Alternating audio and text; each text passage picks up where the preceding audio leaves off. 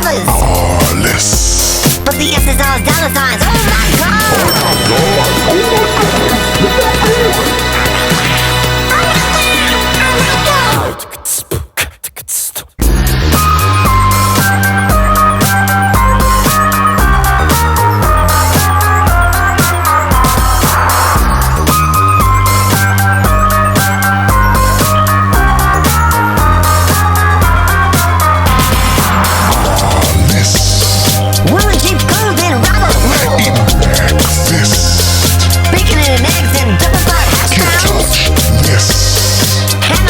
with the super duper pants. Less. S is all dollar signs. Oh my god. Oh my god.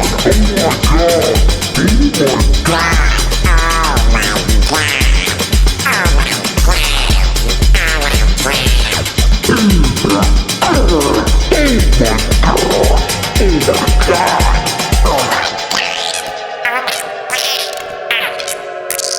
Oh my god.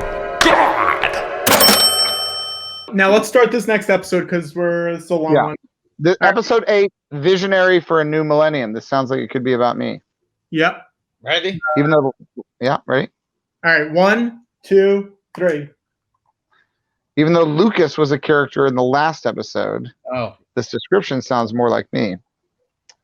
Now, do you guys think they'll try to audit us for that phone call? Who's us? It's your phone. I'm getting texts from people saying, trying to get audited? Well, it's a good thing it's on your phone, then, isn't it? Yeah, trying to get WATTO'd? Yep. I asked that to William Barr. Are you trying to get WATTO'd because you just need it? Obviously, if we had an administration that was had better intentions and was more capable, yes, they could use the Defense Production Act to force Disney to release all 39 episodes of Detours as a form of PPE, because that's what we're talking about here. We're talking about protecting people. If you release these episodes, people will stay home and shelter in place watching 39 episodes of Star Wars Detours on Disney Plus. That is more effective, I would argue, than a mask. Yes. 39 episodes, that will keep people inside for a while. Not just watching, but rewatching. Absolutely, yes. I think the best possible stay-at-home order, the one with the greatest chance. You wouldn't even need to say stay at home. No. They will say, I choose to stay at home. Now, Peter Pan is factoring into this episode right away. And for my buddy Steve directed a Peter Pan movie called Hook. And for a while there was talk that his Peter Pan movie was going to star Michael Jackson. Yes.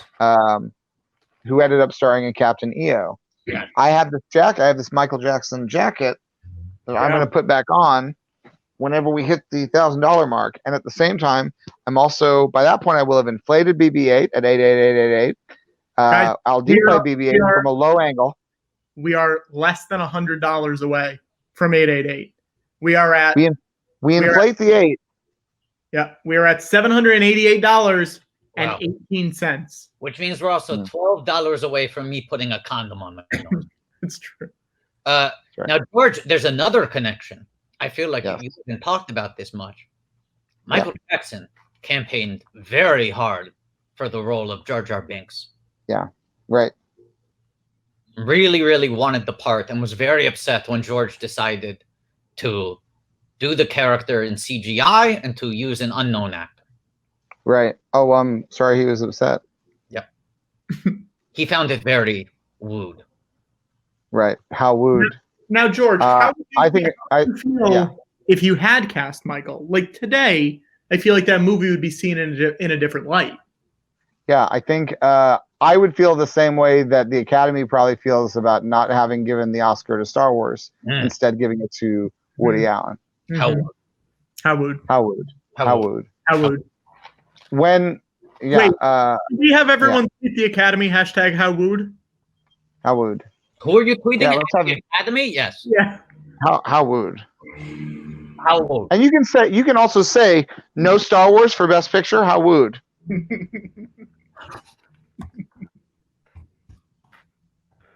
Guys, we are 4 Wuhl autographs away from $888, in which George will inflate a gigantic BB-8. Okay, here's another thing you can do. You can tweet at Michael Jackson. This is the official Michael Jackson Twitter page, which has been posting tweets as recently as 6 hours ago, despite him being dead. And you can tweet at them, #HowWood. I'll do it, guys. I'll do it. You're going to do it. I'll be back in 1 second. Okay. Where are you going, George? I need a banana or something. Oh, How wooed. Look, I'm eating tropical nutty banana granola. okay. I want to thank Patrick Maloney for sending the 1600 pen tweet to a lot of people. Well, and that's actually nepotism. Why? Because his name is Patrick. That's a good point. You know what? Never mind. Take it back. Yep, it's nepotism.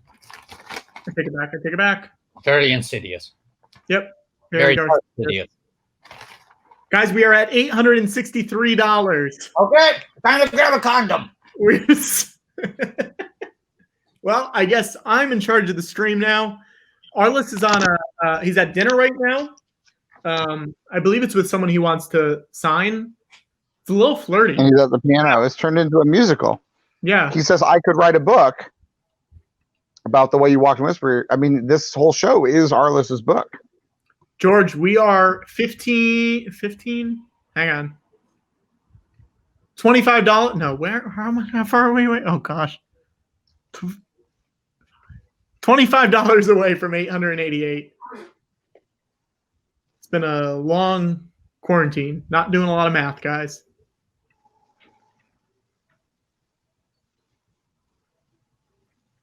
Uh-oh.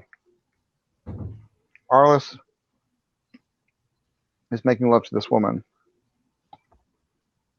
And he's telling a joke. Horse walks into a bar, bartender says, why the long face? Quick joke.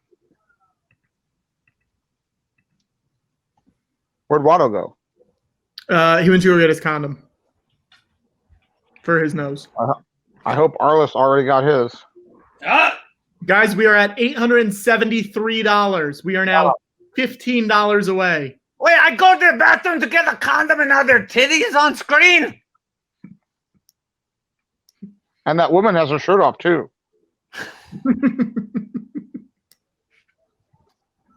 Well played, George. Wow, people are also saying, hey, guys, actually, you know what? We have a guest that just joined. What? I'm going to bring him in. Okay. You know him from a lot of things. You know him from that 70s show. You know him from Greats Under Fire. You know him from The Muppets. You know him from... But wait, you actually know him from a bunch of episodes of Arliss. What? Welcome, Kirby Carlisle himself, Mr. Jim Turner. Kirby Carlisle. Jim Turner! Jim Turner. Hello. Welcome. Hello. Jim. Hello, Jim. Hi. It's so good to see you. I would Kirby Carlisle himself. I would say that you're a sight for sore eyes, but we've been watching you for the last nearly 4 hours. Wow. Wow. What a pleasure it's been. Jim, before we go any further, I must explain to you, we recently hit a new fundraising goal, so I have to put a condom on my nose. Please do not take offense. Did I help with that? Because I donated just before I came in. I think You might have actually. I think you are responsible for this. And I donated in enough some to get I'm sorry, to get the Robert Wuhl signed photo, but that's okay. That's okay. I'll get it sent to you.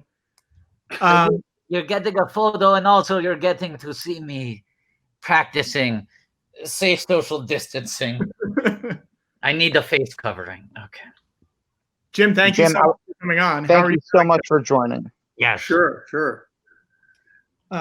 Where are you in the episodes right now? it's the Peter Pan episode. Do you remember this one? Oh yeah. Yeah. I queued it up. Is it playing already? Yeah. 8 minutes and 30 seconds in. How many? 8:30. 8:30. Let me see if I can. The crocodile. The crocodile has just bummed a cigarette off of Peter Pan. Oh yeah. Made a joke about giving a teaspoon a blowjob. Oh yeah. That girl, the woman playing Peter Pan, was hysterical. Very good. I am not much in this episode because this was one of the every year there would be an Arliss Falls in Love episode. And, crossing the line in season 1. Yes. And you'll notice I'm not in those episodes much. I was I would refuse. You refused? No, I just was. There just wasn't written for me to do. Right. So you had no objection to Arliss finding love? Not at all. Oh God, no. Oh my God, no. Because I got days off. Exactly. You get a little vacation. And Griffith Park Golf Course was like a mile from the studio. So if anybody needed me, because I was supposed to be working, right. And I would go to the golf course and I would say, if you need me, call me and I'll leave the course and I'll be here in 20 minutes. But they never did.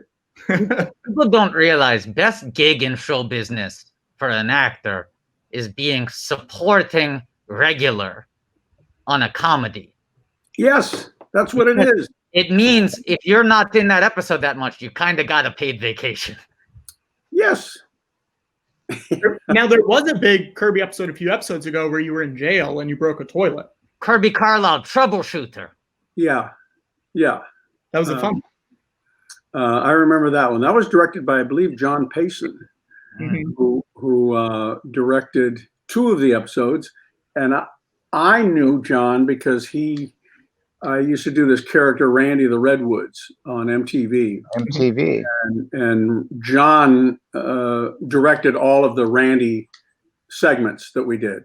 And I think that's why he got the job. They said, oh, look, Boatman's there. But hey guys, we actually, I have another guest that I want to bring in. What? I have another guest. Is that okay with you guys? Who guests? Look at that. Absolutely, yes. I'm going to bring him in right now. Here we go.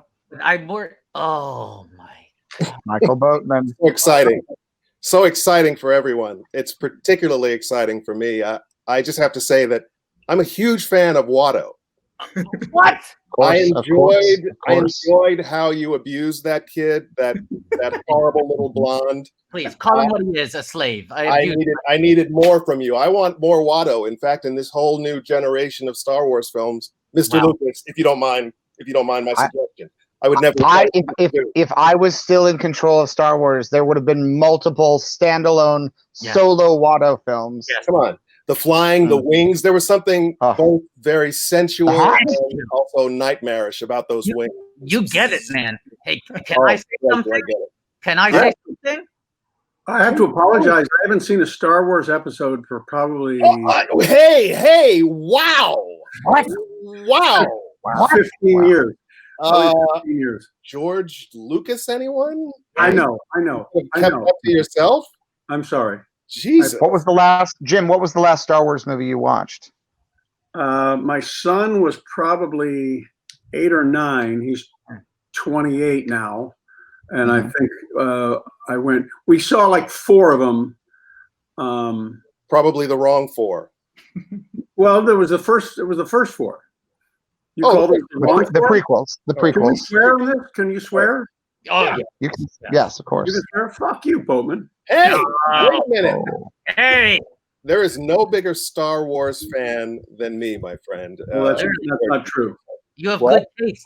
He appreciates the finer aspects of Star Wars. Absolutely, I do. So, Matt Winston is a bigger Star Wars fan than whatever. But he's not here, is he? Oh, no. Hey, Michael, someone in the chat is saying you taped a segment of the Rosie O'Donnell show in her friend's aunt's basement in the 90s. Wow. I don't remember that. Yeah, I don't know. But I taped a segment for the Rosie. Well, it's possible. Yeah, sure. It's possible. God, that's now it's bringing memories back though. So I think that's very possible. Wow. Now, when was the last time you guys hung out? Yesterday, Friday. Hey, come on! Well, 2 days ago, we did a Zoom thing with Sandra and Michael and I. Oh, that's awesome. For about an hour and a half. What did Yeah. what- And what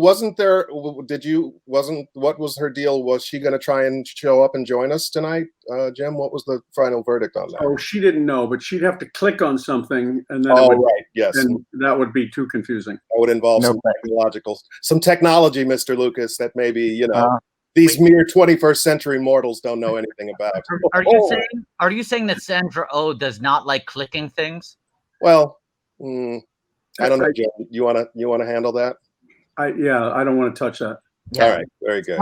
Sounds to me like she works for Disney Plus, and this is an old joke. It's a running joke. Yes. It's a running joke. It's nothing offensive. We are not demeaning your good friend and former coworker. No. So, but we hang out. Listen, I live in New York. He lives in LA, but we see each other at least a couple of times a year. I go to see Jim's wonderful shows, and whether they're in LA or New York, and so we still hang out. And we see Sandra. You see her more than I do because Jim lives closer to Sandra. I live about a mile away. Yeah, Oh, yeah, wow. yeah. So we're still friends, believe it or not. Did any of you guys know each other before the show started? No, I didn't. No, however, I went to audition. There was a show called If Not For You, and it was Hank Azaria, Elizabeth McGovern, Deborah Jo Rupp. I will pick up all those names you dropped. Jesus For the Christ. stars, and Boatman was auditioning, right? Sorry, I'm still picking up all the names you just dropped. Hey, everybody, I'm Jim Turner. Look at me. Weren't you in the audition room when I auditioned for that?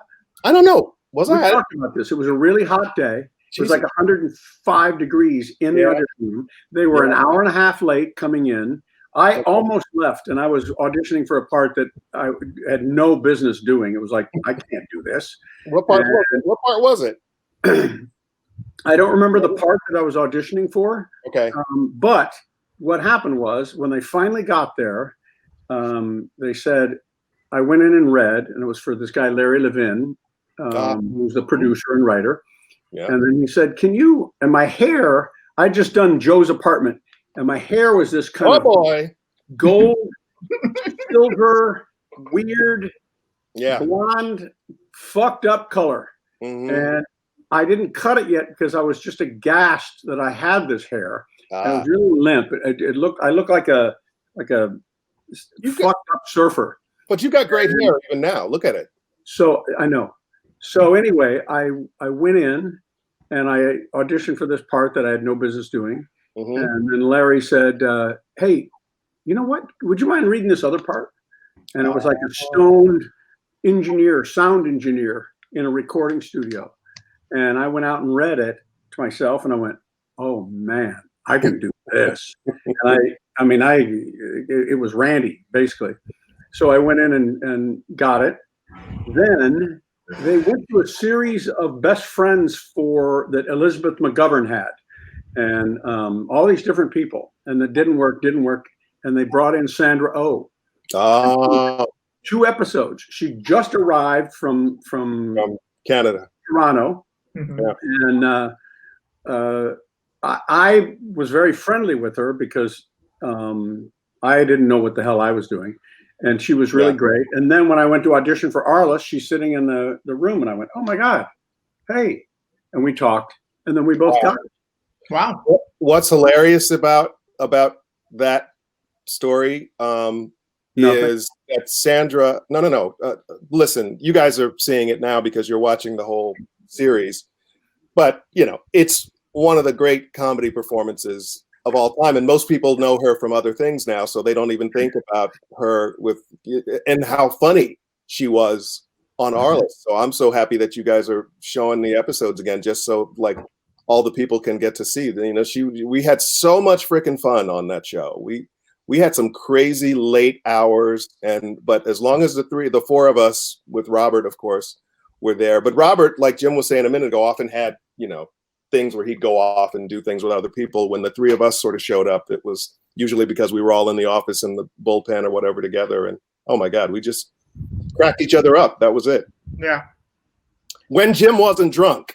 And spill the tea, Michael. He, Now, Jim, huh? I want to ask you about the episode where you were on the roof with the jungle cat.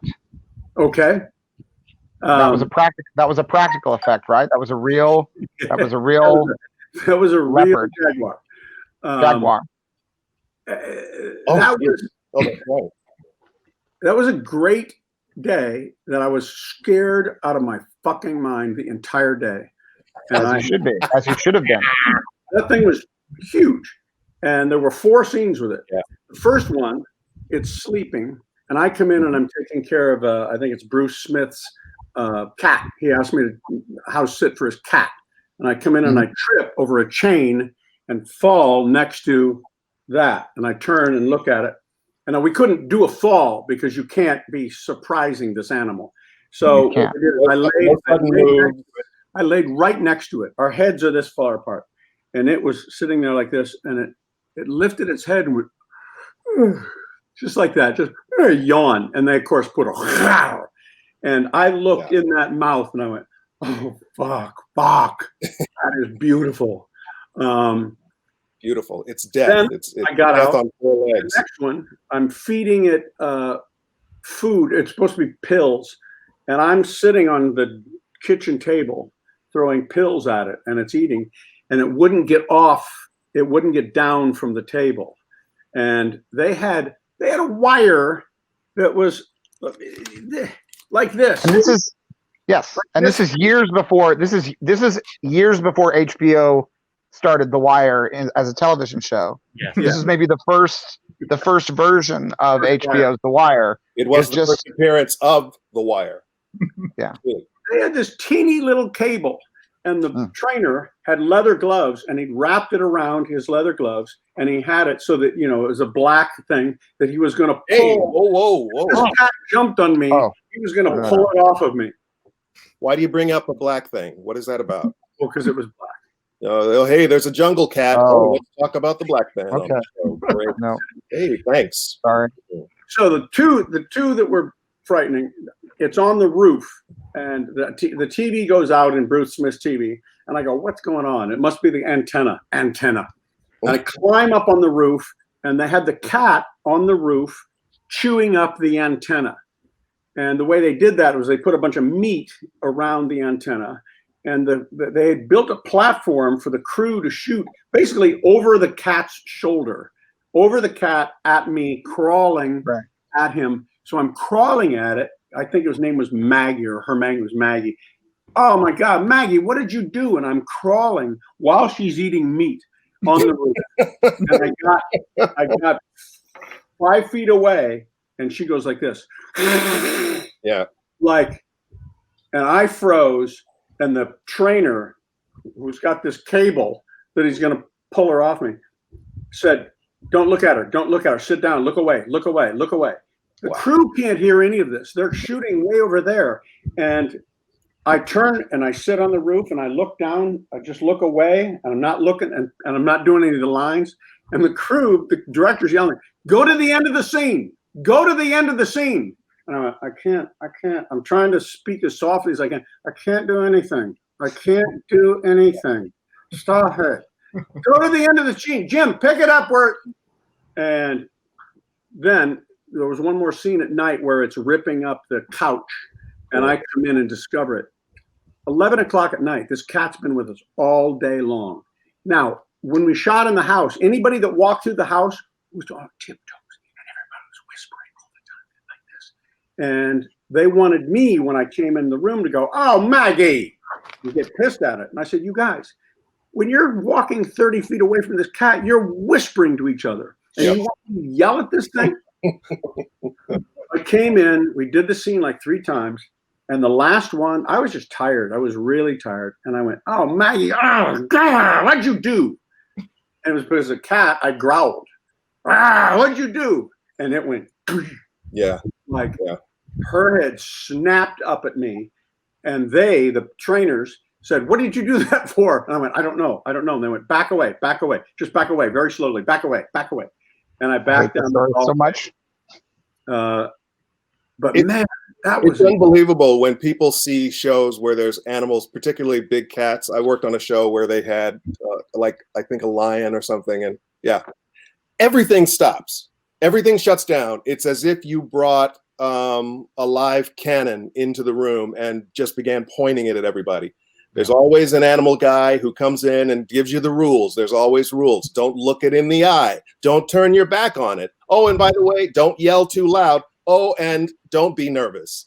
And then they bring this creature in, and when you see how, yeah, beautiful, amazing looking, and completely evolved to kill us. No question about it. Here to kill, ready to eat, and could do it in a heartbeat. And then they tell you, all right, action, and don't be nervous. It's so crazy. It's not unlike working with the Tauntauns, Mr. Well, no, I was going to say, Michael, that sounds like exactly what it was like when Liam Neeson was on set. Oh, hey-oh! No, because that guy's got a python in his pants. Oh, if you follow the Hollywood scuttlebutt. That's what I've heard. That's Right? what I've heard. Jim, I'm so sorry. I was working as fast as I could to make fully CGI characters a reality, but I couldn't get there in time. Wow. To say I could have saved you from that experience. You could have. There's no reason that cat you shouldn't have been on a real roof. You shouldn't have been with a real cat. It should have been a completely CGI character. And the problem was that Arliss season 2 just got there before I could. Wow. Right. No, 2 years later, I would have been doing that scene with you. Yeah. Exactly. Amazing. Have you seen the bull riding episode yet? No, I think that was in. Yeah. What season? Not yet, What season is that? Season 3 or season 2? We're in 2. We're in We're 2 now. I think it's late. I think it's 6 or 7. Yeah. Yeah, that was similar. I had to sit on a bull named Armageddon. Well, now And, that's on them, because by that point, by the time I was doing Attack of the Clones, Anakin was able to ride a bull-like creature that was completely digital. It was available. That's not on me. I feel no guilt. All right. At that point, they were choosing to put you in danger. Well, HBO was low budget. I mean, they just tried to cut, costs wherever they could, and Right. they probably you probably offered it to them, but I'm sure I did. I mean, now they'll put dragons in anything. It's a different story now. But so far, Arliss has been almost entirely CGI free. The only digital effect, and it's beautiful, is at the beginning of every episode, that book that flies out at you, Yeah. spins around, Yeah. it flies towards you, and it's completely a CGI book. There's no book. I've never seen. Did you guys ever see a physical copy of Arliss's book? I actually did. I actually was personally responsible for that effect. Thank you, Mr. Lucas, for attributing it to CGI, but it was actually me standing naked behind the book with the cameras rolling and then cartwheeling rapidly toward the screen, just and then throwing it into the camera. Well, But I was down for it. Right, Watto? Yeah, no, I get early CGI. Yeah, I know you do. Now, Michael, it doesn't seem like you had to be naked. Oh, there've been so many. Okay, great. Honestly, I don't think I ever actually did have any nude scenes on Arliss. Thank Christ. Yeah. Well, here I was right now, I'm seeing you were in There were plenty a of perfect suit. What's that? How many suits did you wear on this show, Michael? Let's see. There was one. There's always the same one. No, Did maybe you offer it at least? no. Like Borat? Like Borat? It's just always the same suit? No, but it was a variation on a theme. Not maybe 5-6 suits over there. I was very conservatively dressed on Arliss, but very nicely dressed. Nothing like what Liam Neeson wore. Oh, in what he wasn't wearing. In the Menace, huh? What he wasn't wearing. Well, with the trouser snake, I've heard. And now, I feel like Bobby Wool had 3 separate sex scenes in this one episode. Ooh. Well, Bobby Wool? Yeah. Michael, Yeah. I was telling him when we had Arliss is in Love episodes. Oh, the best. the best. We didn't work. We worked one day a week. Just living the life of Riley. And in this episode, there's actually, I got something funny to. This is one where they switch you. They give this woman Giselle your office, and you got to come and share my office. Oh, yeah. And we never see that. We never see us in the office together, which was like, oh, we should have seen that. Yeah. There's good comedy there, but we didn't. But then while we're talking to Sandra, we're talking to Rita, I drink from her. She's got a cup of something, and I drink from it, and it's got her contact lenses in it, and I swallow them. Mm-hmm. And she tells me that I got to pay her $150. This is coming up in the episode. I'm ruining it. And in episode, what are we seeing now? Episode 2? We just finished season 2, episode 8. We're about to start season 2, episode 9. Season 2, episode 9. Right. Oh, yeah. How to be a good listener. Oh. So I show up and I have on a piece of paper one of the contact lenses, and I say, I only owe you $75. And she goes, what? And I said, there.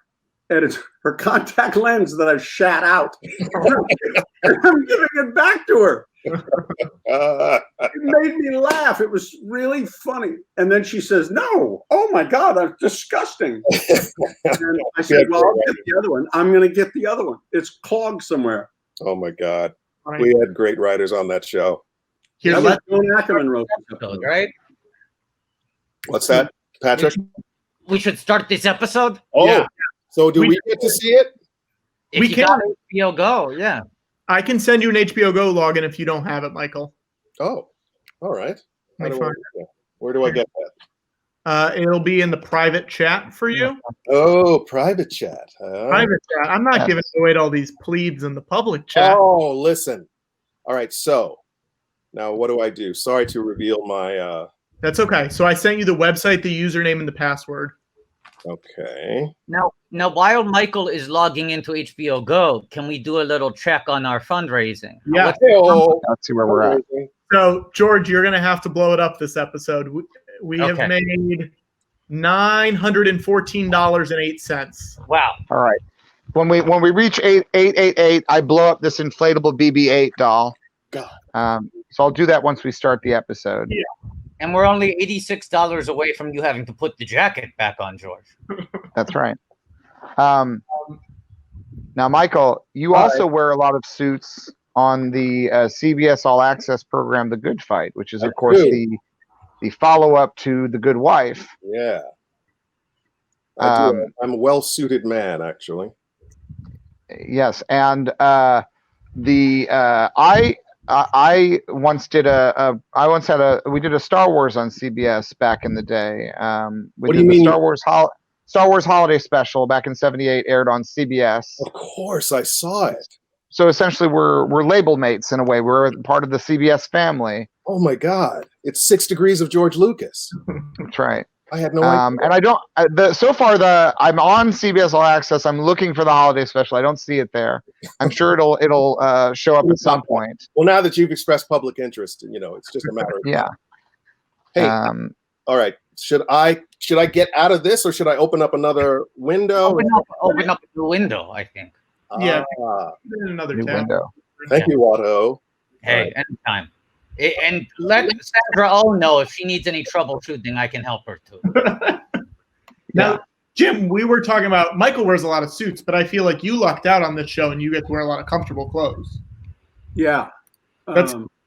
Is that more fun or is that less fun than having to get dressed up every day? Oh no, it's really fun. Yeah, you had fun stuff. You had like crazy Kirby clothes, like glowing shirts. I just had goofy things. I got to have a goofy fucking hairdo. Yeah. For a couple years. My God, what was I thinking? I did blue jeans, and it was very simple. Basically, blue jeans, cowboy boots, and a black pair and a brown pair. Didn't you have that great? Wow, what's Mr. Lucas? Oh, he really is blowing BB-8. And his lips are getting very red, very quick. That's why he's blowing up. He's blowing up BB-8. Sorry. People like to see his face get this red, so we always make it a charity donation goal to hit. Wow. There's a special effect for you. Right? Holy That shit. looks digital, but I swear to God, it's practical. Wow. All right, wait. All right, I'm gonna do this. Yeah. You guys, We can start the episode. All right. So you're on what? Episode 9? Episode 9. And we'll start. And Michael, there's a clock on my screen, and you can catch up to where we okay. are. All right. And Go on without me. Oh, I hear that familiar opening. Oh. It's Okay. Oh, shit. 1, 2, 3. Oh. For most of us, Here, I'm going Mike, to do something. I'm going to switch. remains a fantasy. If I and turn, closed caption. That's the best way to do it. okay. I'm going to switch. I'm going to sign off here and switch to my iPad to join you guys. Great. Oh, Okay. I wish I could do. Maybe I could do that. Let's see. Now, George is still very red, and it does not feel like much progress has been made. I do not see the curvature that we're used to with the roundness of the belly. Oh, Yeah, Mr. okay, Lucas, well, great, I'm Mark. concerned. I'm concerned for George. I'm really, Everyone always is. You're not the first, and you won't be the last. he's as red as Darth Maul. Arguably redder. Michael, I love these deep cuts. These are good. Yeah. What's that? Yeah, I love these deep cuts. You're coming out full I force. can't hear you Listen, I'm not. because I turned the sound off. Full horse. I turned the sound on this. Now, Michael, I think you're still a special guest star at this point. Yes. Season 2? Yes. Yeah, I believe so. Yeah. Season Yeah. 2, episode 9. I don't think I got made officially a regular until, even though I was in a ton of episodes, I don't think I was officially a regular until maybe season 5 or something like that. Now, Robert said that was purely an issue of you being in first position on Spin City. That's right. Yeah, that's true. I got both jobs in a very strange, almost coincidental way, like on the same day. I had auditioned for both. It was pilot season. Remember those? Yeah. You have back when there were only 3 networks. What's happening? I think that was Jim's mic. I muted him. Sorry. And yeah, so usually there's something called first position. So if you get, a gig, and they have the right to say you can't do anything else. Hi, sorry guys. I think it's Jim's mic. Jim. Jim, for Christ's sake. Jim. No. Hey-oh. Jim. Oh, okay. Hang on. I got Jim here. We'll take It's Jim. Jim. There we go. There we go. Again. New Jim. New angle. New angle. Ooh. Powerful new angle. Yeah. My goodness, Jim. What Can a you hear? powerful new angle. I couldn't get on the HBO there. Oh, So no. how's that? Is that better? Yeah, that's great. Great. Perfect. Why is this happening? Why is all the... All right. You're back. So you're good. I will take you out from that other one. There you go. That was it. Okay. Michael, you were telling us about pilot season being in first position on Spin Yeah. City. So back when there were only 3 networks, maybe 4 networks, and cable. Yeah.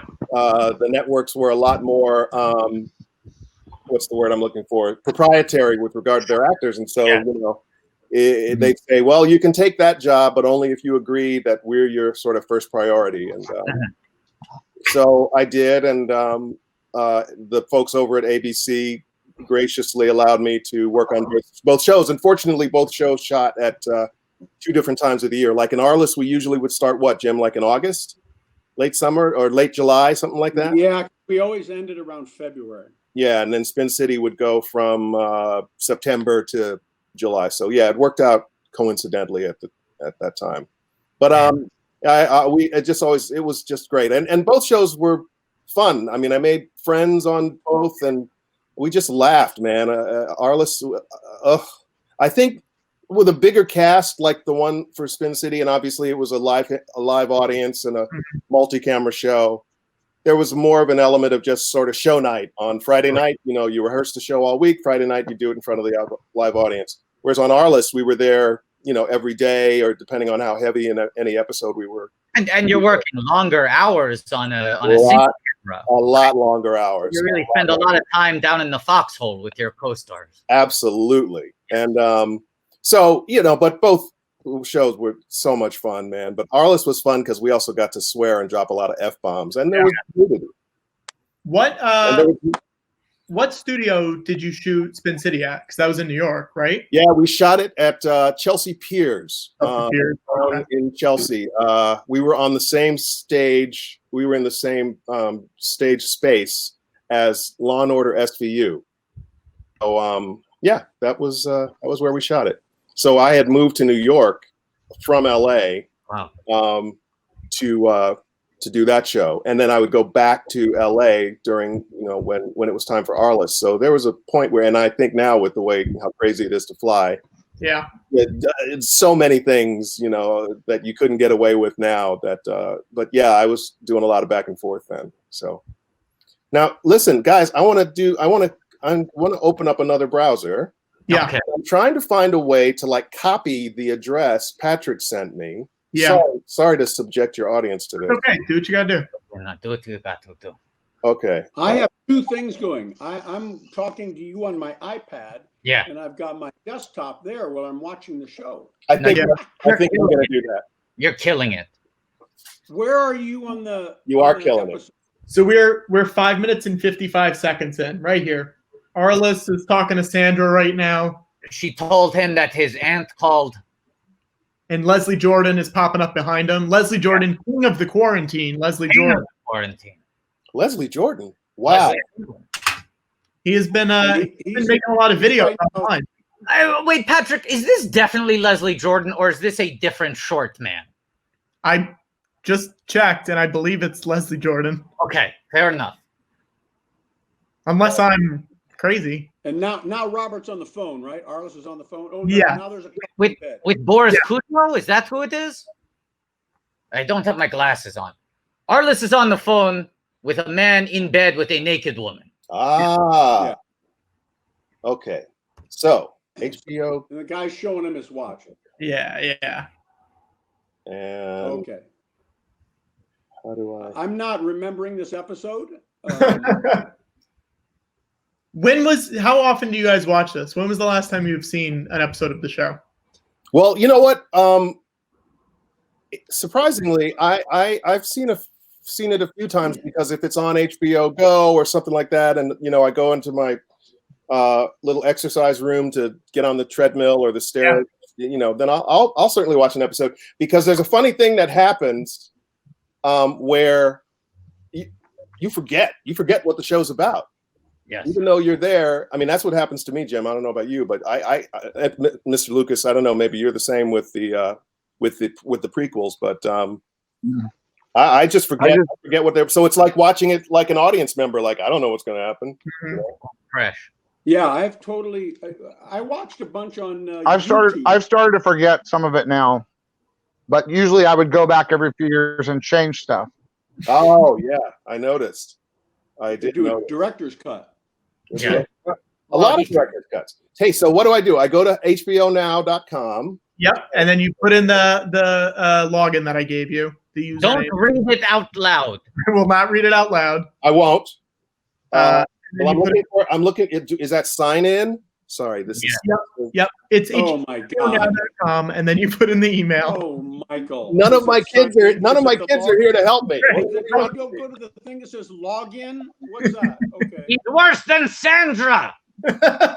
Pretty much. Wait, I see sign in. Wait, you know what, Michael? We've got someone here. They might be able to help too. Hang on, let me bring them in. Get some extra tech support here. Oh my God. Hey guys, Man himself. There we go. Robert. how are you, Michael? How you, Jim? I'm good. How are you? I'm lost. I'm trying to join the 21st century and I can't do it. I'm so embarrassed in front of George Lucas. Michael, Oh, the log into HBO Go. That's the problem here, Robert. I'm sorry. Michael is having trouble logging into HBO Go. Oh, look at what's happening. I see. Slowly but surely, it's happening. Go ahead. Talk to the other boys. Okay. I have not seen Michael or Jim in quite a while. Well, I saw Jim at the reunion at Yeah, you guys got together without me. You've gotten together without me a couple of times. Not well, They treat you like you're being treated like a special guest star. Yes. Well, I guess. You guys got together. It was recently, didn't you? Right? There was a party about. It was a party at Toland's for the opening of baseball. And who was Toland? Just so everyone knows. Michael Toland was my partner on the show. He was the executive producer, and as I said, he also recently just produced The Last Dance, the Michael Jordan documentary. He's got a hot hand right now. Hot hand in Hollywood. Yeah, I hope he's getting his Emmy suit fitted because. Yeah. But did you watch all 10 episodes? I did. Oh, yeah, no, I ate them up. Yes, incredible. Unbelievable. Yes, perfect show. Perfect. And they did it so it didn't have like sports music. It had like no, it didn't. House of Cards. It was man. It was. Michael Toland was the biggest sports fan I ever met, and I was the least sports fan. And I worked with a room full of sports nuts. Yeah. Robert, of course, crazy sports nut. Jim, of course, crazy sports nut.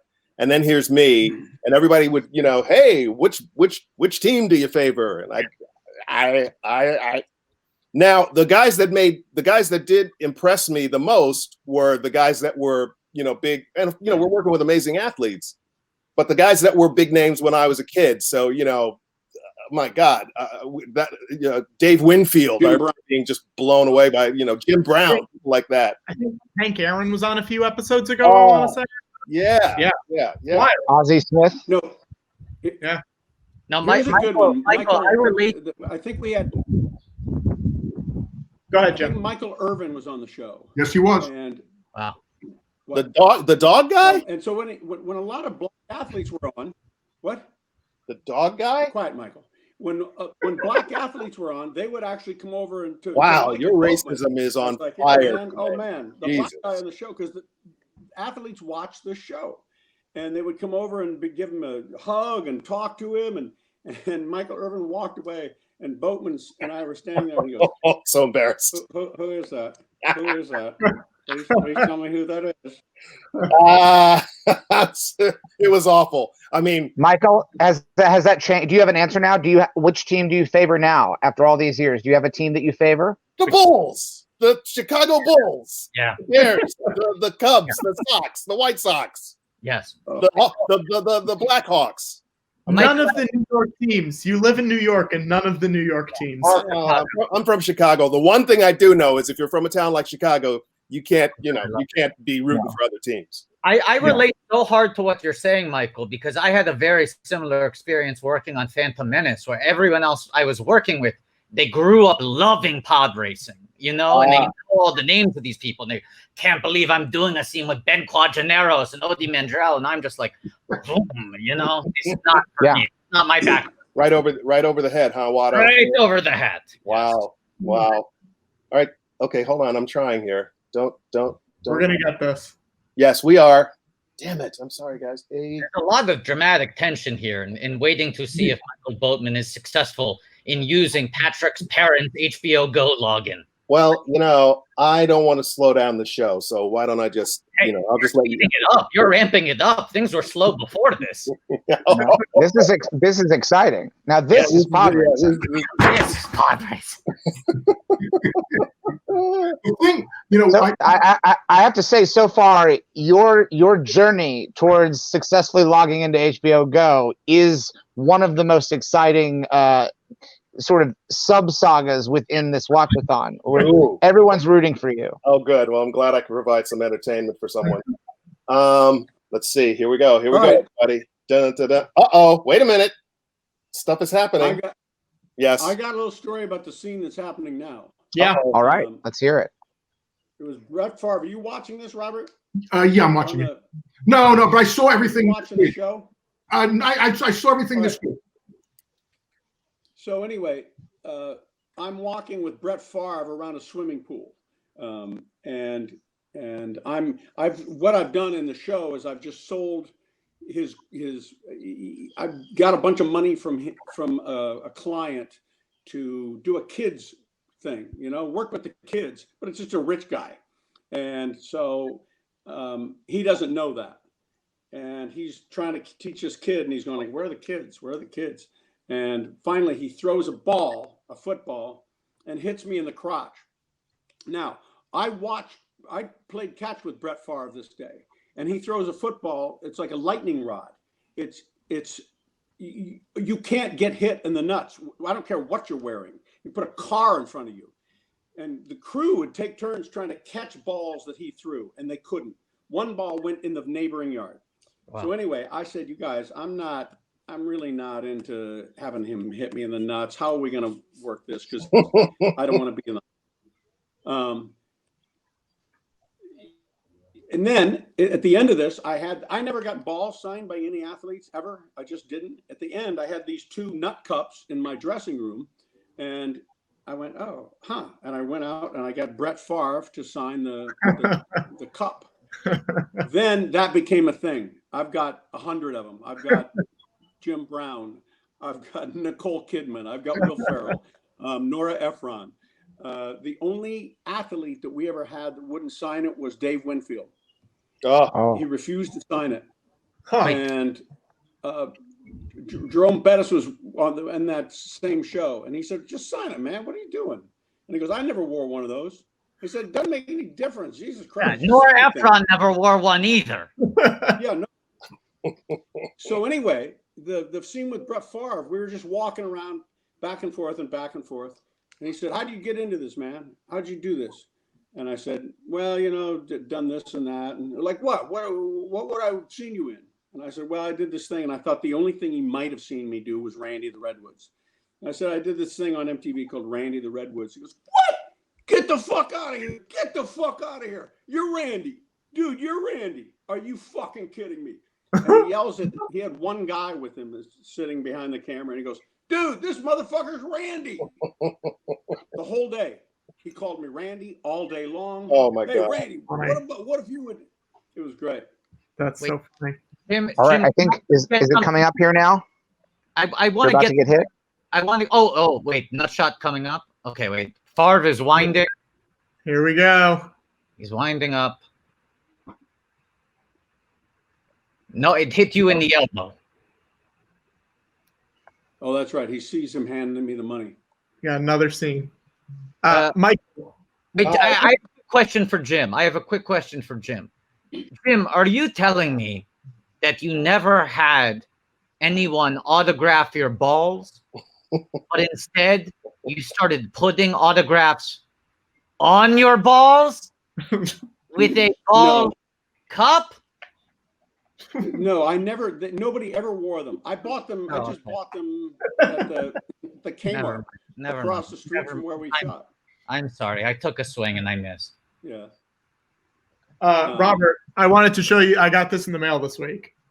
Oh, very cool. Very cool. I'm watching the 2 of them before I got on. Yeah.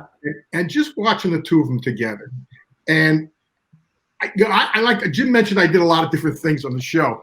And one of the regrets I had is I never got to have as much fun as they did. I did have fun. I loved every second of it. But like I said, the first season was our rookie season. I looked at it as, so, and we found out about everybody. I didn't know what everybody could do, but I sure liked the chemistry. I just always loved the chemistry from the time we was cast, which is, like I said, when I told you the Sandra story about casting Sandra, because I didn't know what she was going to bring, and I liked that. And of course, the diversity thing, which I was very much, was very much conscious of. I remember you talking about that even then, Robert, about, before diversity was diversity, but you were right. I mean, there was, we had because of the clientele of the guy's business. Right. I just and then watching, like I've watched, I've watched the episodes before I come on, and which is the first time I probably watched them in 25 years, most of them. And what jumped out at me, I don't know how you guys have been watching or not, is Sandra. That's the first thing. Yeah. Finding out, because we didn't know what we had, plus we didn't know what to use her. And once I realized that, and then plus, remember, we were following Sex and the City later on, and I had to hold on to that audience as much as I could. And I had Sandra Oh, and I mean, really funny. And then I just, like I said, you guys, I wish I could have enjoyed the fun with you guys as much, you know, and I did have fun. Yeah, I mean, I feel like we had a lot of fun on those late nights in the bullpen and stuff like that. But it's not easy to be the boss. No, you were wearing multiple hats, Bobby. You couldn't. Yeah. You know, I really try to protect everybody as much as I could. Yeah. And we had great freedom from HBO. Yeah. And, you know, we got to do a lot of things. If I thought it was now, remember, now we haven't yet got into like season 3, and when we start getting more into social issues, you know, Right. we start getting into the issues, and which was great, you know, and that gave the show a lot more, to me, a lot more weight. You know, how about the amazing actor guest stars that we had? Amazing. You know, Ed Asner, and wasn't James Coburn? Wasn't that? He shot James Coburn. Look at the episode they just had on Reggie Cathay. Yeah. Shamar Moore. Yeah. Yep. Leslie Jordan. Yep. Yeah. They were just talking about Leslie Jordan. And then we have Michael Clarke Duncan on, and we had we had Lindsay Krause. I think we had like. I think once I said like 5 or 6 Oscar winners, about 60 Emmy winners. Yeah, I can tell. I can't. I had to give up. I can't figure out what's happening. So I'll just listen to you guys. But yeah, I can tell an unbelievable Arliss Michael Clarke Duncan story. All right. All right. So I'm going to work one day. But first of all, let me stop you. Explain who Michael Clarke Duncan is. He was the Green Mile. Remember the Green Mile? Green Mile, yes. With Tom Hanks. Most known. He auditioned for that. That's right. We did our show. That's right. He was a big guy in the Green Mile. Amazing. So I'm reading. I happen to be reading, and I don't think he would mind, rest his soul, me telling this story, because he basically told me that it was true. I go into work. I'm reading The Green Mile at that time. Now, they had just announced this movie, that it was going to be a big movie. Was it Rob Reiner that directed it? Robert? Green Mile? Frank Darabont. Frank Darabont. Ooh, I can't believe I forgot that. It was his follow-up to Shawshank. That's right. That's right. So it was all, you know, actors. It was all a buzz. Oh, they're going to make this movie, Green Mile, da, da, da, da, da. So I wound up getting an audition for it. Totally not right for it at all. I mean, everybody knows what Michael Clarke Duncan looked like. You know, and that is how the character is described in the book. Enormous, just this enormous man. So anyway, they were talking about at the first, I guess around the first round of auditions, they hadn't found the guy. So what I had heard was, oh, maybe they're going to go to Will Smith, or, you know, someone's like, what? Will Smith? Just wrong. So anyway, I go to work, you know, beautiful summer day, and I'm reading this Green Mile book, which was amazing anyway. Reading this book, and I suddenly hear this huge laugh. It's like, ha, ha, ha, ha, ha, right? And I turn around, and standing across from me on the stage is John Coffey, the character from The Green Mile. It's him. It's just him. It's like the character was cut out of the book and made into flesh. And I didn't know Michael at the time. I'd never seen him in anything. And I just thought, this is nuts. I thought I was being punked. I thought like there was some kind of a special, you know, like a special effect or something, because it made no, but anyway, so then I walk up to him and I've got the book in my hand, the paperback, and I literally show him the book like, do you know, I'm trying to illustrate what a book would look like, and, you know, showing him the book. Anyway. The beginning and end of every episode of Arliss. For those of you He spins around and around. There you go. By the way, guys, did you know? I don't know if you even know this story. I told it on the show. You know, until I started doing the music rights thing about a year ago, I had forgotten that about the book. And the reason for that book was I based that on Donald Trump, The Art of the Deal. Back then. Because that's the book, him standing there and everything.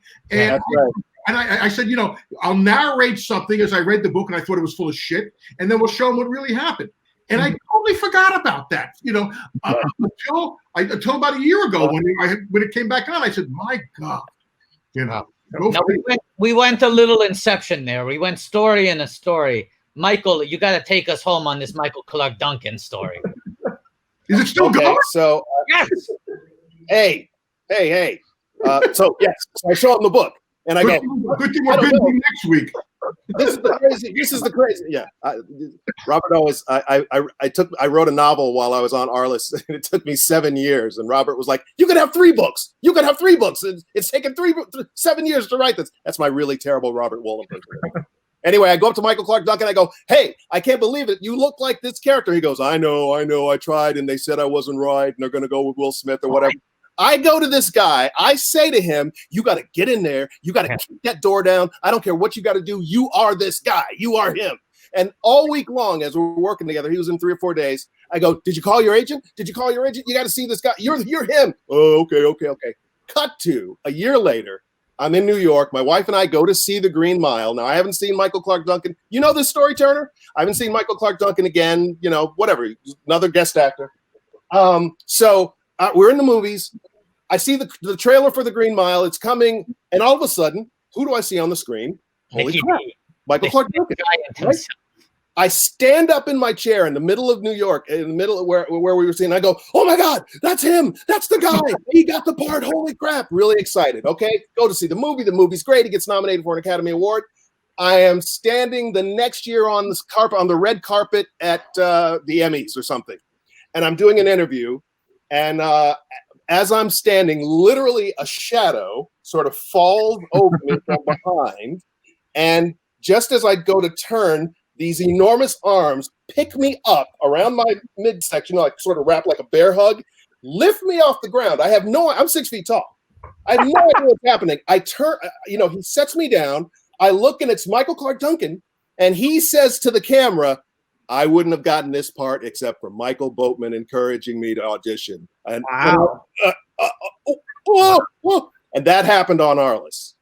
Wow. There you go. Hey, that's a great story.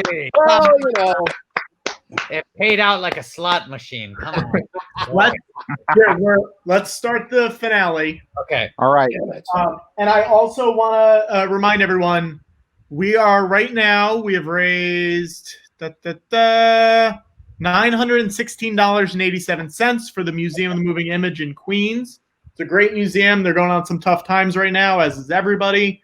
If you want to donate, there's a PayPal down here, and we'll donate at the end.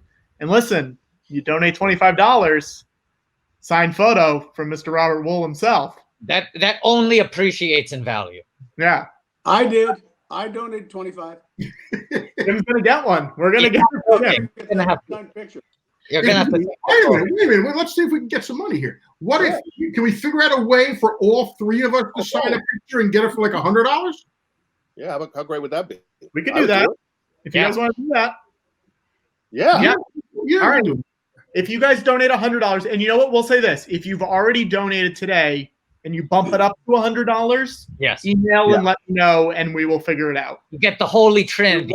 Mail the picture around or something. Yeah, we'll mail the picture. We'll do a mail tree to everybody. It'll be a signing chain. What is this mail of which you speak? Mail. Okay, Michael, enough with the joke. Come on. And it has the added benefit of it will help save the U.S. Postal Service because they need revenue right now. Yeah. And so it's supporting 2 causes because that's 3 stamps. Now, that's a worthy cause.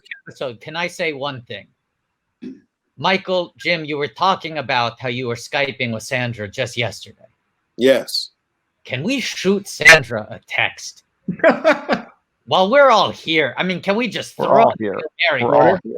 We're all here. She's missing out at this point. She is. It's crazy. We'd be doing her a favor. That's right. She's I'll see. She's terrible answering. I've already tell her I've already inflated the BB-8. She missed. She said she wanted you to call her, didn't she?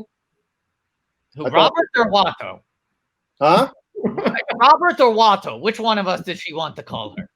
No, she wanted Turner to call her. Oh, Turner. I think Jim Turner. Yeah, great guy. Guys, I'm sorry. I'm very disappointed in myself, Mr. Lucas. It's embarrassing.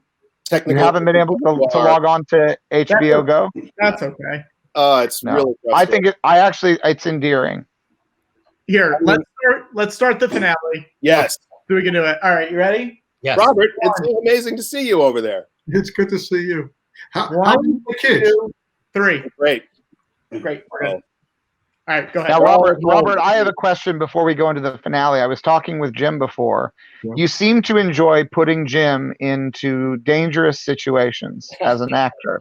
He was in a kitchen with a jaguar, and that, as if that wasn't dangerous enough, then you put him up on the roof. And every story I hear seems to get. Then you have Brett Favre throwing a football at his crotch. Was this part of the fun, part of the challenge? What was it about Jim that made you want to put him in these precarious situations? Good question. Good question. Because I thought Jim Turner was as good a Jim, do you remember? I always referred to Jim Turner as Art Carney. Art Carney was in the Star Wars Holiday Special on CBS, Michael. That's unbelievable. I remember that. Yeah. He was amazing. So I thought Jim Turner was a brilliant. I too knew him from MTV. In fact, I met John Payson through Jim. I just told that story. I thought Jim Turner was a brilliant. I still do think Jim Turner is a brilliant comic actor. I mean, he was just one of those. Listen, we've lost a couple, like Fred Willard and that, but I put Jim in that category. I always did. The one thing, I mean, we had good people. We talked about actors. We also had on like Eileen Brennan, and we had Bernie, John Rhys Davis. Unbelievable. That's right. We had great people. The casting. Who played Marge Schott? Remember that actress? Oh, Kathleen Freeman. Oh God, she was great. She is great.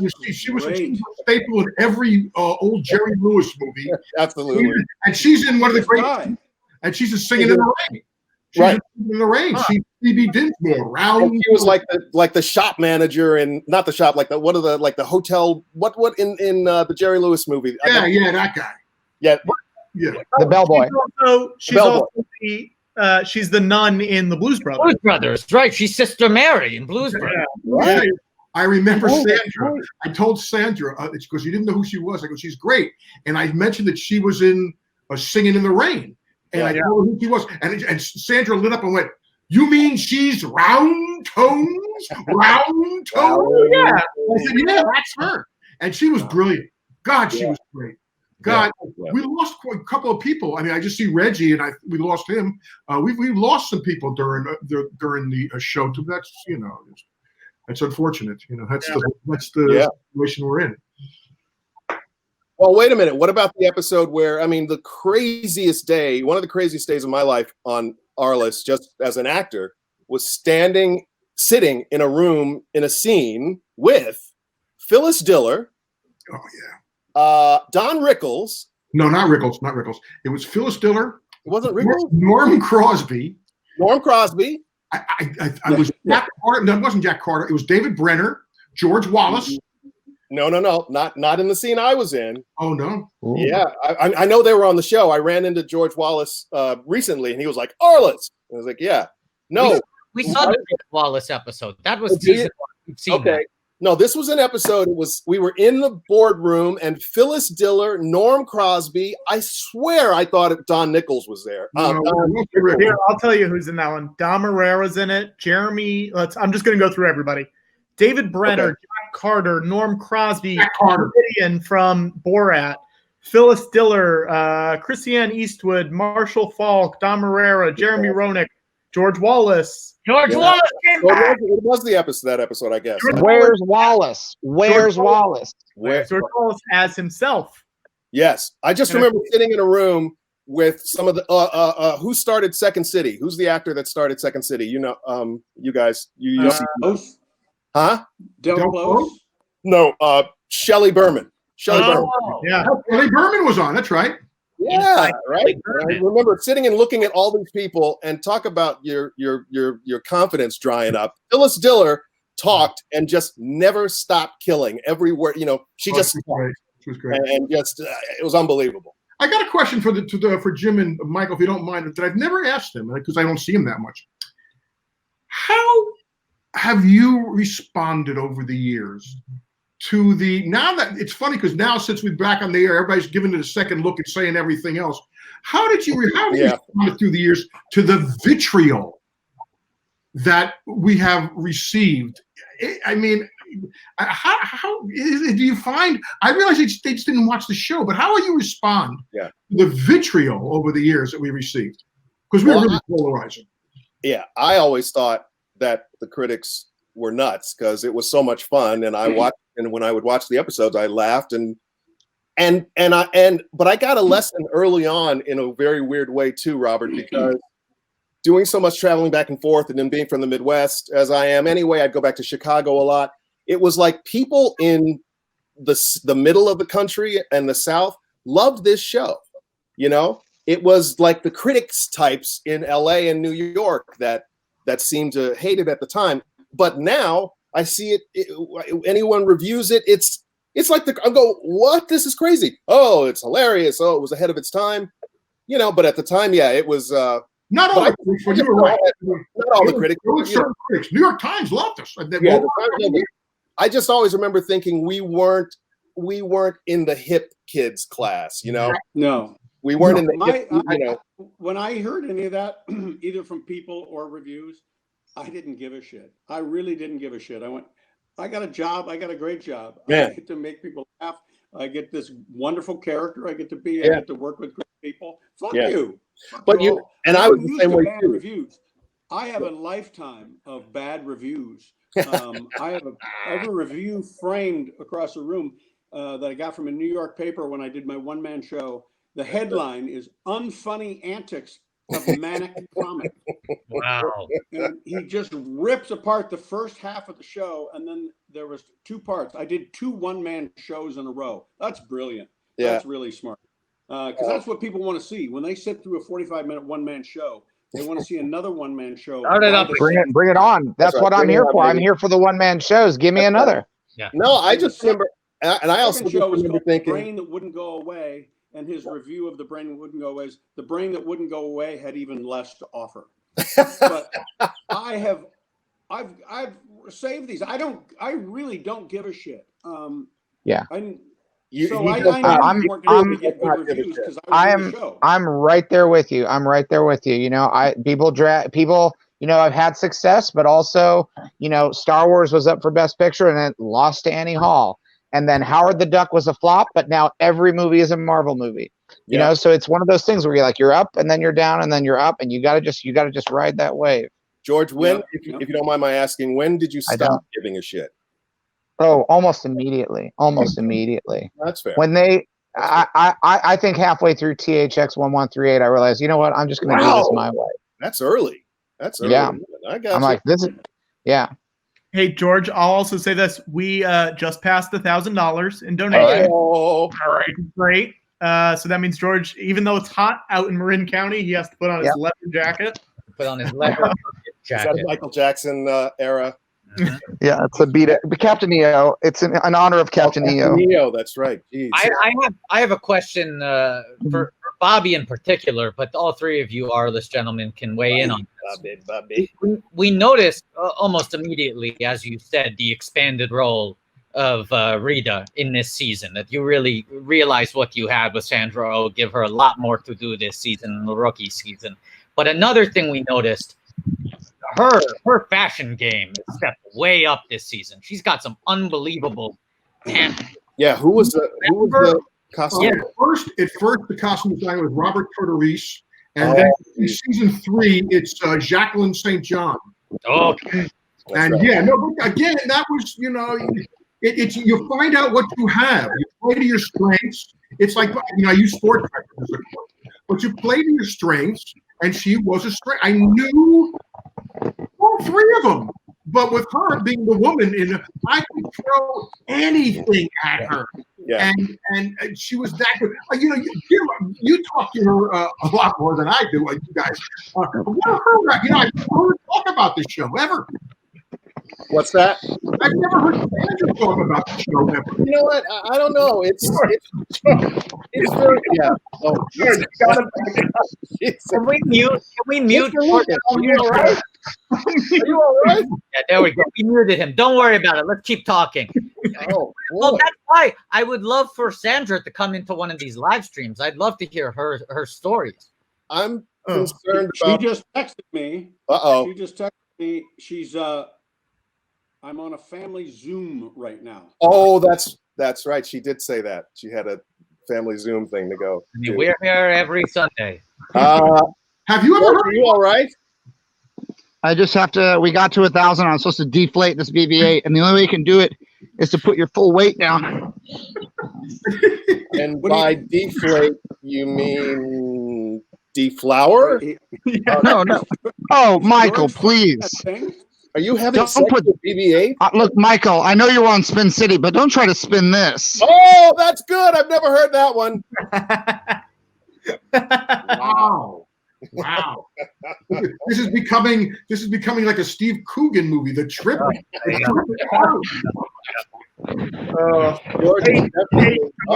George, we actually made it to $1,100, so you can take the jacket off.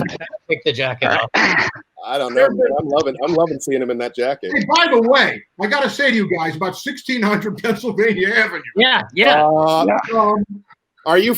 Were you were? I had nothing to do with the show. But I got to tell you, a show getting canceled in 13 episodes is nothing to be ashamed of. I did a TV show that was all pulled off the air after 4 episodes. Wow. I wrote a show, and the show's name was Police Squad. Yes. Oh, yeah. It's one of the greatest comedy series of all time. We were pulled off the air after 4, so I'm not crapping over anybody. They canceled Police Squad after 4 episodes. I remember that show. I mean, if we do that math correctly, then that means that 1,600 pen,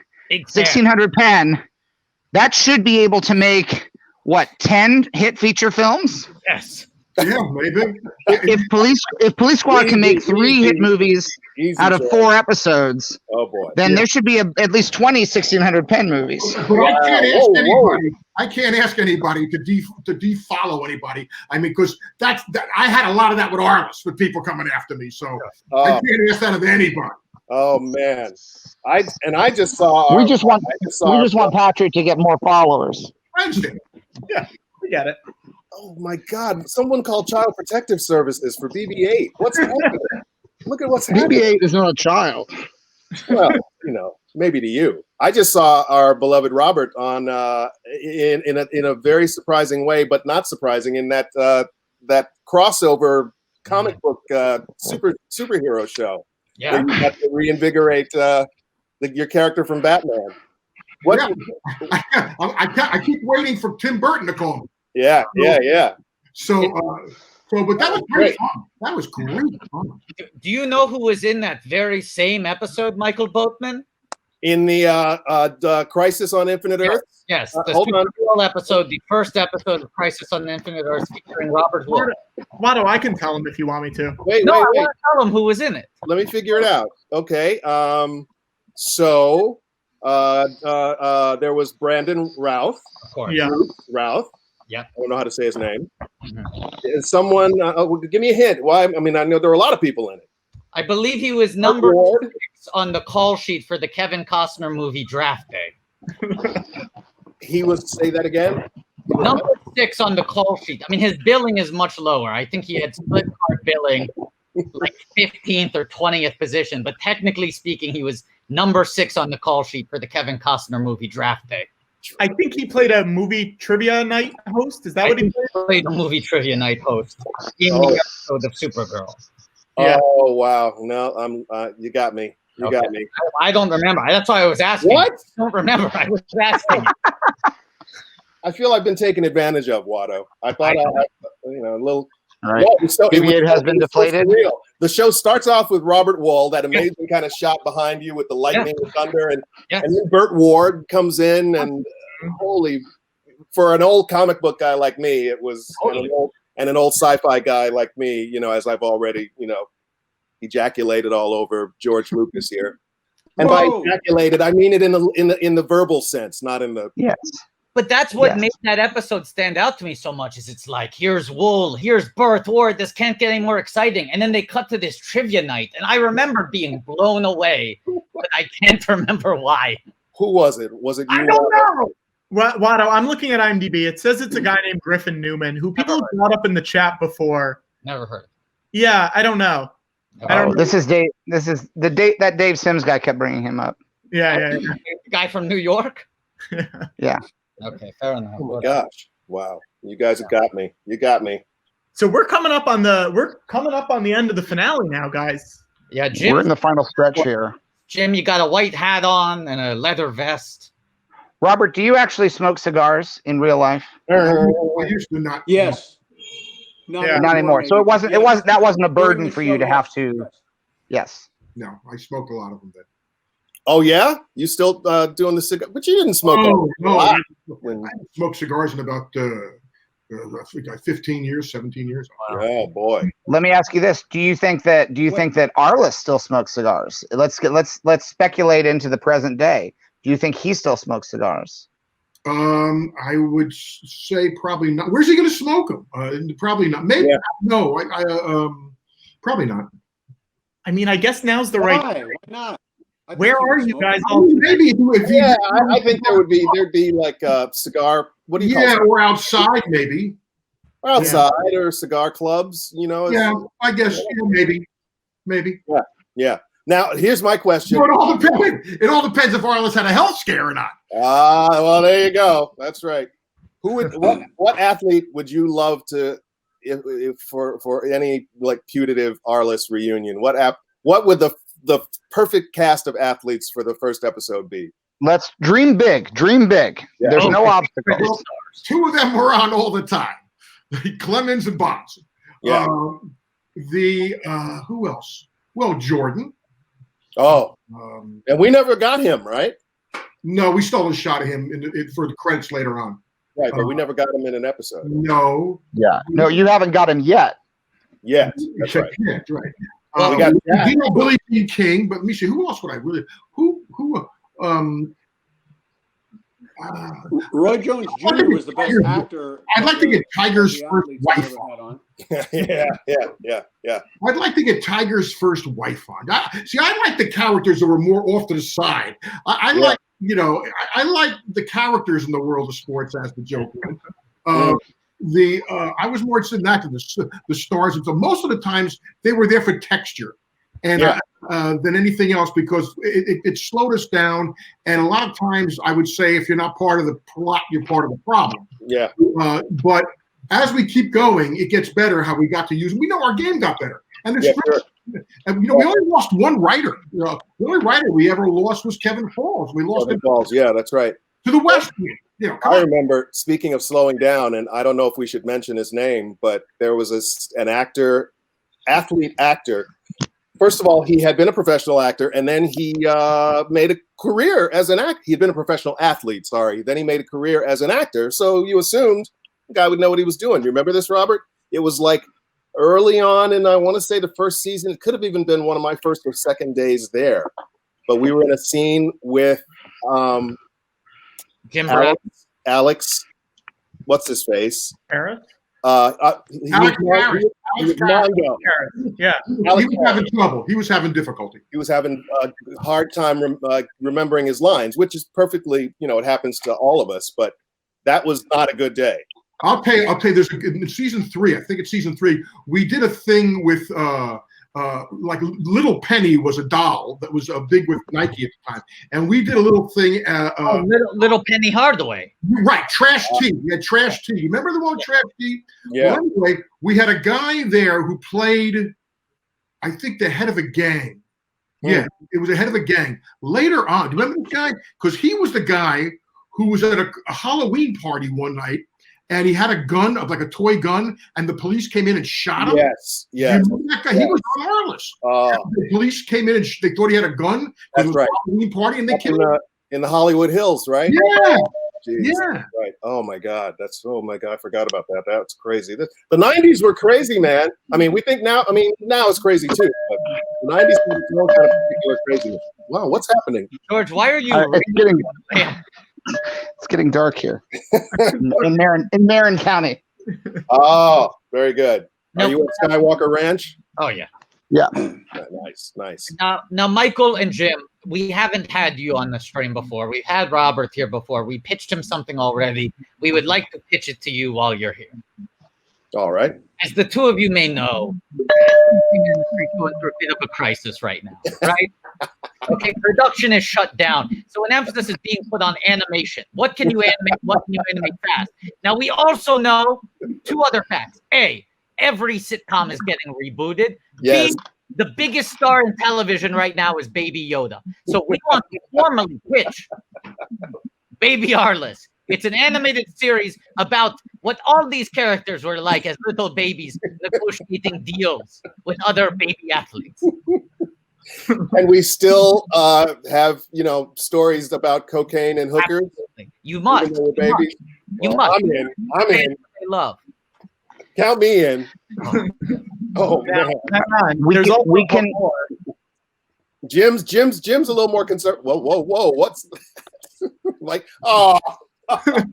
Oh, wow. Now, this is okay. Because there's always, whenever you make an animated spin-off of a live action show, you always have to bring in an element that was not possible in the live action version. That's one of the benefits of it. When they did an animated Happy Days, Fonzie had a cool dog who wore a jacket. Not possible in the live action version.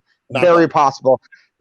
Right. Michael Boatman, I know that your character is not named Boatman. Right. But we can make you a boat man in animation. We can do anything. Even beyond that, a boat baby. It would be a missed opportunity to not do it. I would do the anything. Sales they make for Thomas the Tank Engine, we'd be leaving money on the table. Absolutely. I'm down. I would love to. That would be a real challenge, a real stretch for me as an actor to sort of, try to figure out the emotional life of a boat, a real actual boat. Yeah, I'm down. Count me in. Now I have a third pitch. Now, Jim, your character on Arliss, of course, was named Kirby Carlisle. That's right. But he was a human being. Now, once again, in the world of animation, this feels a little limiting. Now, I don't know if you know this, but Kirby is also the name of a very popular Nintendo character who is like a pink cloud with a smile. Oh. Okay. So what if we made it Kirby Carlisle, but it was like the pink Nintendo Kirby, but with your hair and the black eyes and the outstanding gambling debts? We sort of there's also if Michael Boat Baby is in play, there's no reason that Kirby Carlisle couldn't also be part car. That is also true. Interesting. Why don't I get an animation? Michael Boat Baby got an animation. We're asking people to make it now. There you go. This is what Kirby looks like, and we're telling our viewers, we want you to make artwork. Take Kirby, make him Jim Turner, but also make him a car. He needs to do all 3 at the same time. I get it, Turner. And not to spin too far away from the baby concept, but it doesn't take much to turn Arliss into Carless. Wait, are we talking babies or are we talking cars? Both. Why not both? Oh. Why leave money on the table? People love babies, people love cars. There you go. These are not things that we would have done were it not for the pandemic. But because obviously the goal is after the pandemic, a full season of regular Arliss that doesn't have to be affected. None of this has to be pure canon. No. That's right. You understand? Well, no one would know. These are not story beats that are going to have to be followed up on later. Right. But just to keep things in the pipeline while people are cooped up.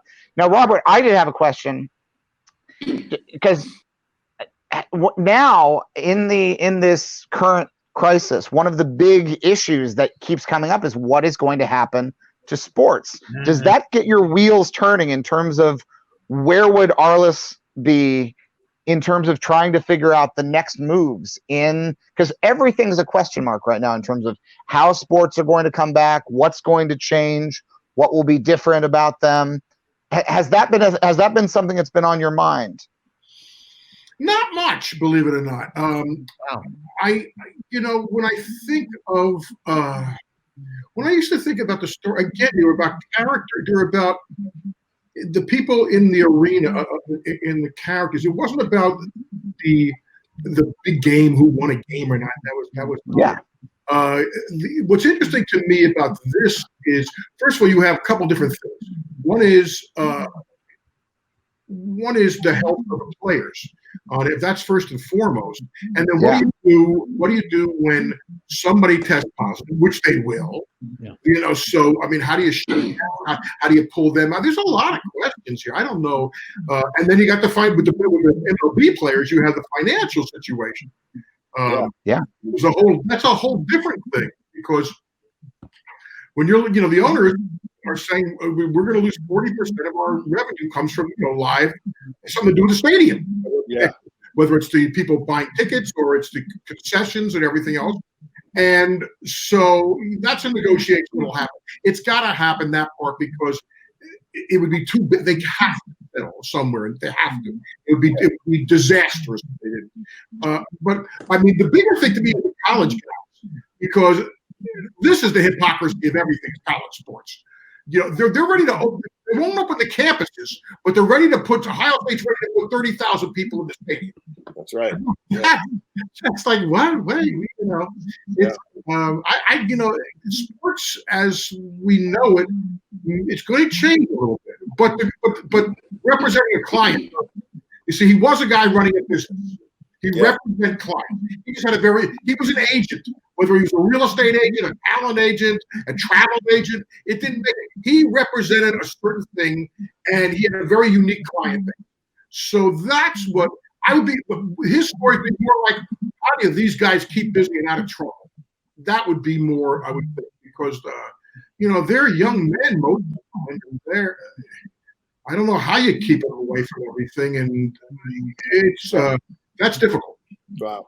Yeah. But the demand is there. I mean, I think I have a friend who's who just told us this amazing story. It might have even been Sandra, about a friend of hers who was working in South Korea, and how everything over there is fine. Everybody wears masks, but and why they're so sort of draconian in tracing and tracking who's got it, who's sick, that they've beat it back, which makes me feel optimistic. Now the problem is we got a real bad start on beating this thing back. So, and we obviously, you got people who don't even want to wear masks, and but I do feel like it's gonna pick up again. It's gonna be different, but people want to go to sports events. People want to go to, people want to go to the theater. I mean, I live in New York. We go to Broadway. I mean, Robert, you love Broadway. People are going to want to. It's going to be slow, I think, starting out, but it'll come back. I think it's going to take a long time. It's going to take time. Until there's a vaccine, it's going to take time for sure. Well, I look forward to it. I look forward to when all this is over. I hope that the six of us can get into a room together and hang out. I'd love that. By the way, are you guys bored of this yet? The show? Or, I mean, are you okay with the show? I mean, it's not. Yes. No, not at all.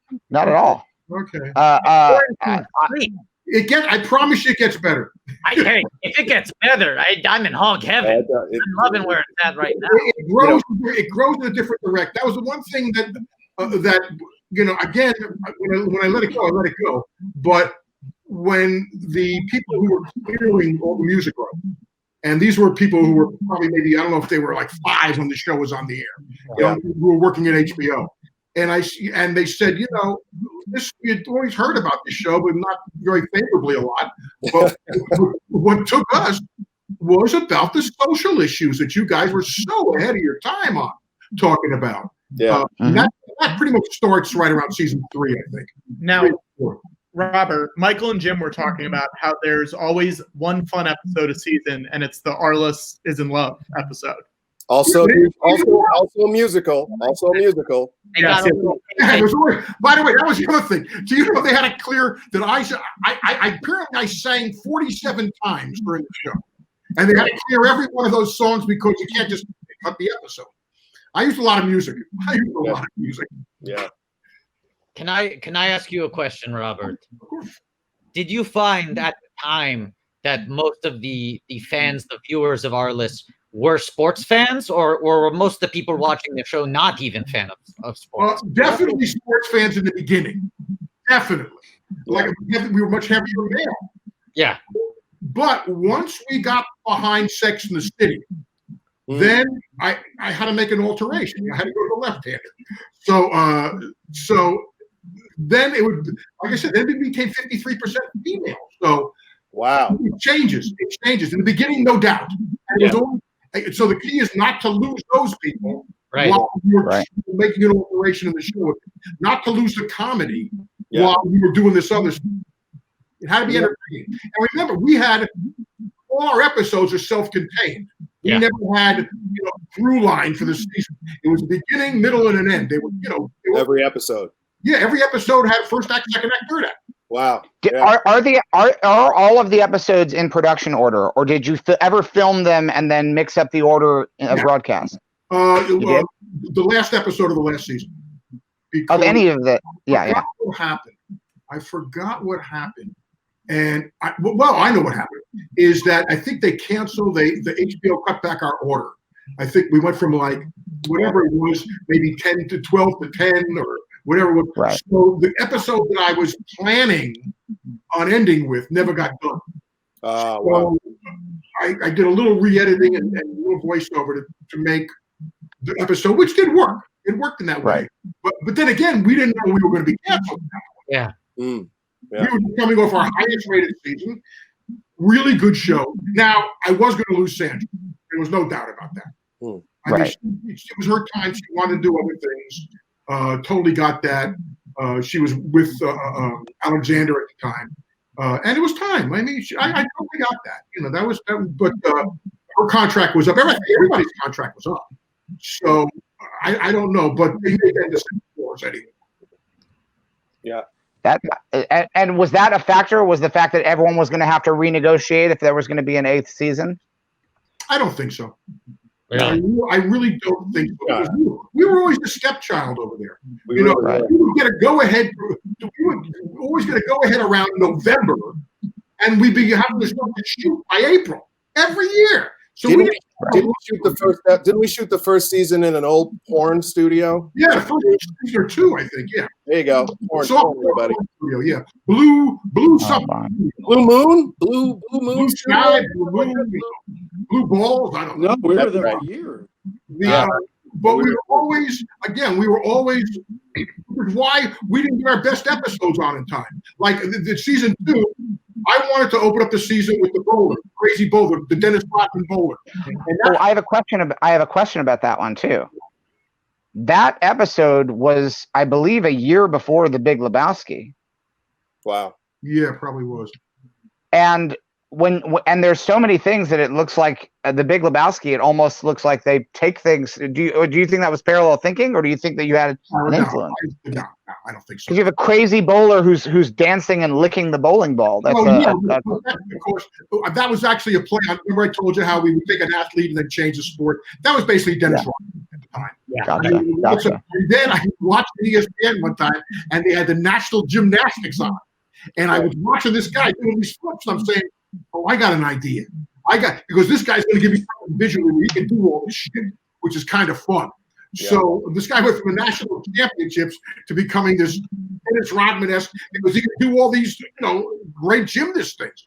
Yeah. So that was a good episode about going to the White House, and that was supposed to be the opener, which the critics would have seen.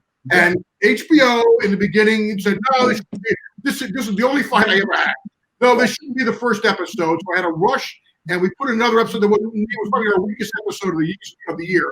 But because we were on first, that we had to get it out there. That also hurt us a little bit. Right. Yeah. Well, I was just remembering how, Robert, when you said about when you said that, he promised that the show would get better. It was interesting how the tone shift for the first season, for the way the show shifted in tone from the first season. Yeah, I guess probably to like the third, where it just got zany, but also we did stay on to get onto the social issues a lot more around that time. But it just got more and more fun, man. It just got broader and crazier. And Michael, when do you stop being a special guest star? Season 4 or 5 or something. I was in a bunch of them, but I wasn't technically a regular until 4 or 5, maybe. I don't remember. I thought it was earlier than that. It could have been because I was there so much. I was really just sort of. It was just a weird legal thing, I guess now. But so I'm not in all the episodes, but I'm in most of them for sure. You're in almost every we've seen so far, if not every. What the hell are you doing? I'm still trying to figure out why. What am I looking at? And why is my angle been like now? I'm looking way to the left of my iPad. Wow. I'll tell you why. Wait. Is your iPad this way or this way? Ah. Because if it's this way, the camera's over here. Yeah. This is the best part of the live stream right now. This discussion is my favorite part. Yeah, look at that. Oh, now you're a Quibi. There you go. Well, no, that's not right either. Hey, so what? You guys are literally going to watch the entire series. We're doing. We're already 2/7 of the way through. 2 seasons down, 5 to go. I love that. And you gentlemen are welcome any Sunday you wish to drop by and say hello, even if it's just for a moment. Any given Sunday. I'd love to. I want to ask a question. Yes. The episode you're watching right now is Oscar De La Hoya. Or no, actually, I'm watching because it just kept playing. You're going into season 3. You're going into season 3. That's not until next week for us. Please don't spoil it. Easy. Which episode was De La Hoya on? I think 301. Hey, you know what was interesting last week, guys? I haven't seen it since as I talked with them. Is Kobe. Yeah. Kobe at 17. The first thing, he just signed his contract a week earlier. Yeah. And this season, the season we just watched, was right after the Olympics, and he wasn't Money Mayweather.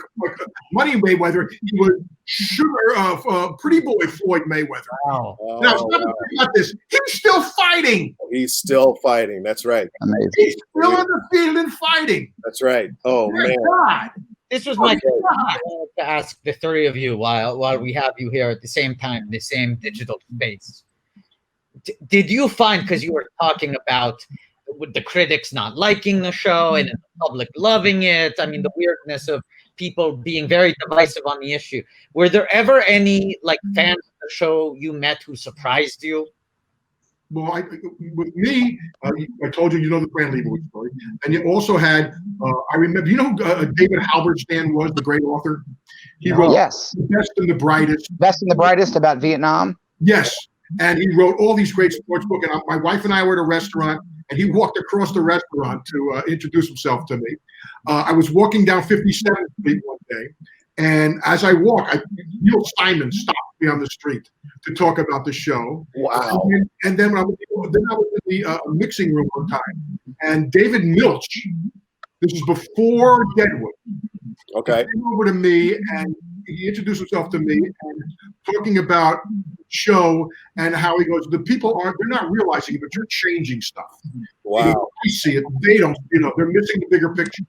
And I mean, so yeah, people, they were quite, and those people were the ones who, these are idols of mine. So yeah. So that makes you feel good. Wow. Jimbo, do you see what's happening on the screen right here? I just took a picture of it. Great. It took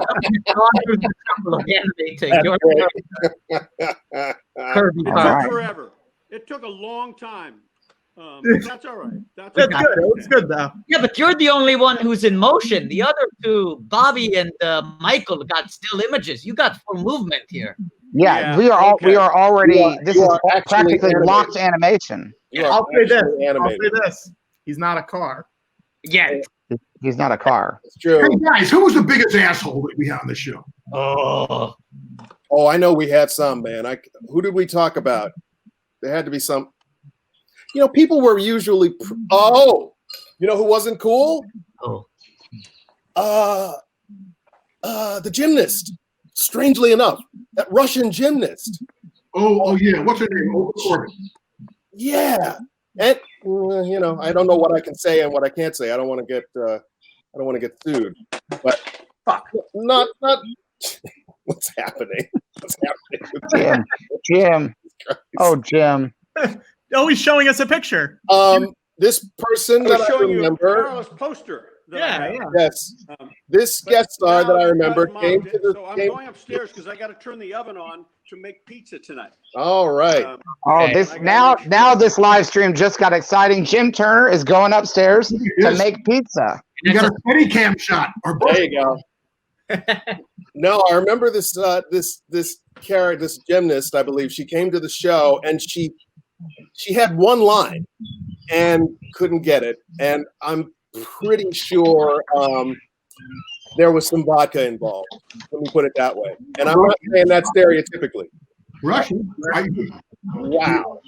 Do you remember the episode with Bruce Hornsby? Yes, of course. I love Bruce Hornsby.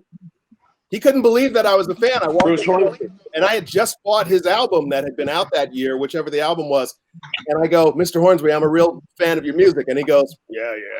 And I go, no. I really love your music. He's like, yeah. Then I named 1 or 2 songs, and he went, and obscure songs, not the ones that everybody knew from the radio. And he went, oh, you really are a fan. Well, let me show you how. And then all of a sudden, yeah, I met some great people.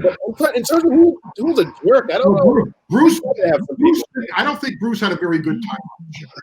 And he didn't seem like a happy man. I do remember that. But here's what I remember, Jim, is that the next week, we had Bruce Hornsby on the show, and the next week I was thinking about hiring Glenn Fry. Yeah. And Jim said, you sure after this week you want to hire another rock star for an actor? And we did hire Glenn, and of course Glenn became one of my handful of best friends. Oh wow. Yeah. So that was yeah. I know we had to have some big egos, but a lot of those guys, a lot of people were I mean, we had Dave Winfield, that was a name for me, and we had him on, and I had a scene with him, and I just remember, like, you know, I think in the scene I was sort of supposed to like pat him on the shoulder to make him turn around, like, oh, Mr. Winfield, and turn around, it's Dave Winfield. I patted him on the shoulder in the scene, and it was literally like grabbing a brick. His shoulder wasn't even human. And I said, holy crap, that's amazing. And he goes, yeah, I like to keep him safe. Dave Winfield, who could have played basketball, football, baseball. He got, you know, that I knew that much. So I met some amazing people. Gentlemen, I think we have to log out because George has a hard out tonight. Yeah, I'm 76. I got to take a shower and go to sleep. We've seen his heart out tonight, believe me. He's about to shower on camera, I think. But George, Jim, Robert, thank you so much for joining us. You're welcome. Thank you so much. Great, you guys. Thank you so much for having us and for watching. Do it again. Yeah. Do it Yeah, again. Yeah, we'll do it again. I'll come on. Absolutely. Season 3 next week. Thanks to everyone who donated to the Museum of the Moving Image. You can still give donations anytime. Yes, absolutely. Great institution. We will be back again every given Sunday. Everyone. Yes. All right. We lost Turner. He's cooking. He's cooking. Enjoy. Turner, show us a little bit of that pizza. You got any of the pizza makings? Yeah, I'll come back anytime, guys. Thank you. That's great. Thank Robert, you. good to see you. Bye, guys. Bye. Bye.